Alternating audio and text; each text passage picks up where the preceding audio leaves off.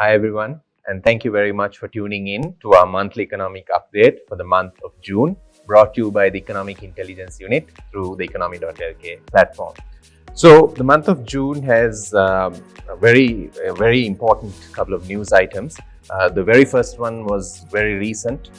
Towards the end of June, we heard that the government of Sri Lanka reached the final debt restructuring agreement with our official creditor committee. And as you can see in this slide, repayments of about $10.6 billion of bilateral debt has been delayed till 2028 according to this agreement under the restructuring deals reached with the Paris Club, China and India. With the China Exim Bank, we had about $4.6 billion in credit and about $5.8 billion in credit through bilateral debt through the official creditor committee. And the second news item is, as you can see, is the IMF Executive Board completed its Article 4 consultation, second review, and the board agreed and approved of this particular Article 4 consultation. And with this, we got the third tranche of $336 million. In this particular video, I thought of highlighting some of the projections given in this Article 4 staff report by the IMF, especially because in the last video, I spoke a lot about tax revenue. In this particular video, I look at some of the projections given. Now, if you look at this particular graph, which is the GDP and inflation figures, so if you look at the squared area from 2024 to 2029, those are the projections given by IMF on real GDP, inflation on average, inflation at the end of the period, and nominal GDP and GDP deflator growth. And if you can see in light green, we have the nominal GDP growth, and in dark blue, we have the real GDP growth. And according to this, IMF projects even by 2029, our real GDP growth will be around 3.1%. And then, but very interestingly, the first quarter GDP growth for 2024 was released and it was at 5.3%. And as you can see in this particular graph, the contribution to GDP mainly comes from services at 58.3%, industry 26.2%, agriculture 7.7%.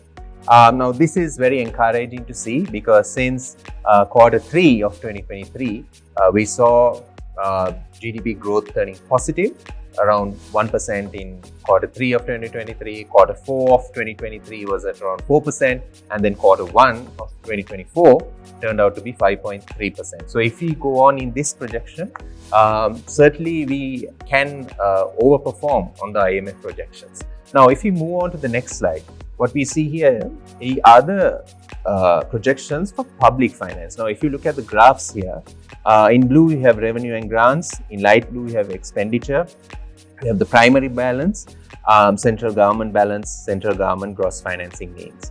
Now, on the central government gross financing needs given in green, now the requirement for Sri Lanka is it has to come below 13.5%. Now, if you look at the graph figures, if you go back to the slide here, what we have is at the end of 2023, gross financing needs was at 27.8%.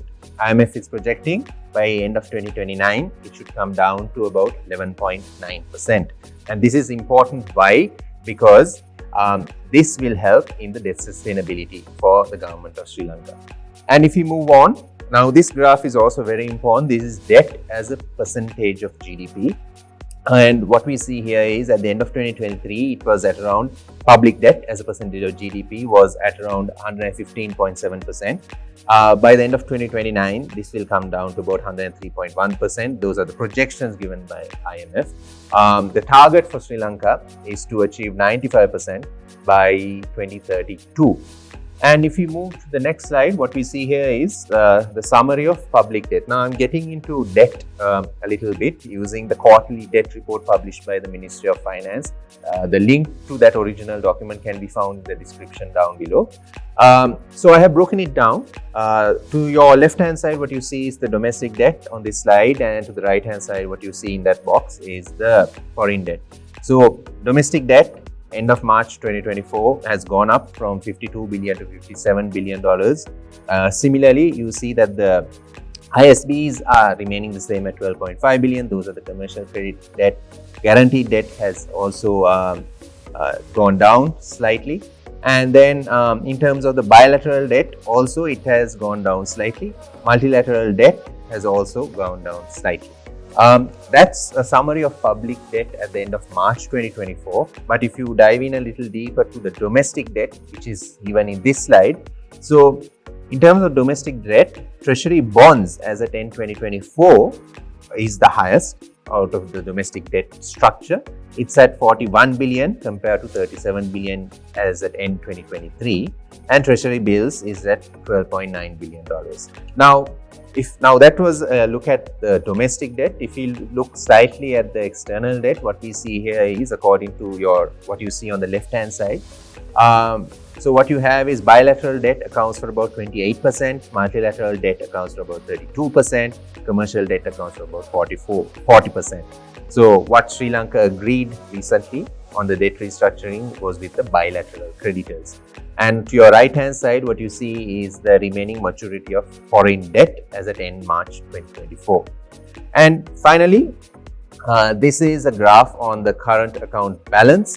And as you can see, the IMF projects that export figures will increase from the current $11.9 billion as at end 2023 to about $16.3 billion, whilst imports are also significantly increasing from the $16 billion in 2023 to about $26 billion, which can be expected as the economy grows further. So I thought about highlighting debt in this particular video because if you watch our last video, I was highlighting the importance of tax revenue. So these two are interconnected, very important variables when you consider the macroeconomy. So that's it from our end. Thank you very much for tuning in to this monthly economic update for the month of June. Stay tuned in for our next monthly economic update for the month of July. Thank you very much.